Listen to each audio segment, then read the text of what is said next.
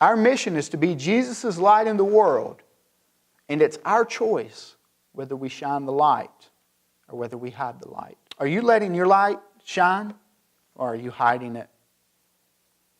You know, there's this story I read in preparation for this about a man who went to his pastor, and he said, I want to talk to you about leaving my job. It's a great place to work. I'm making decent money. He said, but all of the people I work with are hoodlums. They're pagans. They're wicked. They're constantly into something. They're always, going off of the job site and getting high and coming back, and it's just constant chaos with them. And I don't need to be around them. And the pastor asked him, said, if you had a candle, where would you put it? And he said, Pastor, you're not listening. I'm saying these people are, I know I've been a Christian a long time, but they're just bad people, and I just need to get away from them. The pastor said, if you had a candle, where would you put it? And the guy said, Pastor, I need you to listen to me. He said, no, you need to listen to me. He said, if you had a candle, where would you put it? And exasperated, he said, I guess somewhere if it was dark. And then he got the message. Within a couple of months, several of his co-workers had accepted Jesus Christ. Because God said, I have lit your light to go out into the darkness and to shine. Jesus said, I pray that they be not of the world, but that they are in the world, pointing others to the Father. In Philippians 2:15, it says, you should be blameless, harmless children of God. Listen carefully, without rebuke in the midst of a crooked and perverse nation, among whom you shine as lights in the world, holding forth the word of life. In conclusion,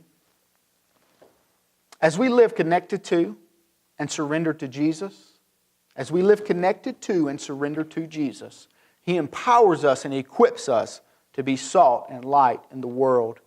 We can't do it ourselves. Our ability to make a difference, to be that salt and light, is directly connected to a healthy and vibrant relationship with Jesus Christ. If your relationship to Jesus only exists in a church on Sunday morning, you will not make a difference in the world for Christ.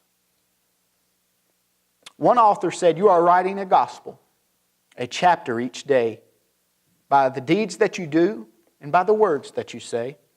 Men, read what you write, whether faultless or true. Say, what is the gospel according to you?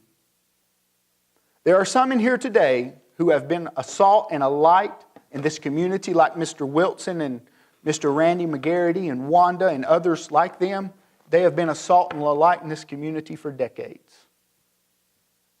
If you're in that category, please continue on. The world desperately needs you to continue shining brightly for Jesus. Maybe you're in the room today, and at one point that's what you were. But you've allowed comfort to set in, you've gotten complacent or discouraged, and you've stopped being the salt and the light that you needed to be. Maybe you're in here today and you don't know Jesus Christ, and you want to be that salt and light. You want to have a connection with Him. You want to have your sins forgiven and have a new hope and a new purpose in life and have your eternity secured forever. You can meet Him today. We would be happy to introduce Him to you. Maybe you're in here today and you want to be salt and light and you really just don't know how to go about doing it.